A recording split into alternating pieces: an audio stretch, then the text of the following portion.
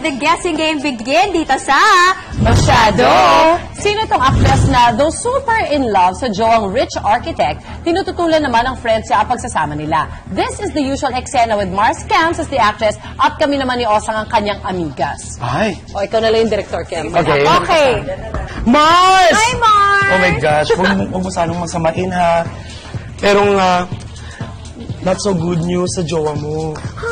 Ay, Ano naku. yun? Ito na kasi, Mars, nakikipagrelasyon daw kasi siya sa mga sikat at mayayamang babae para sumikat ang attract ng mga kliyente. Di ba, architect? Oh my God. The host, si actress na may user-friendly daw na jowa. Here are the clues. Sa papel. Kilala ko na to. Sino to? Sino? Sino pa naging jowa ng iba na sikat? Wala na. Oh, parang wala Hindi. naman. Sobrang big time kasi itong si architect. Oo. Way before maging jowa niya. oo nga.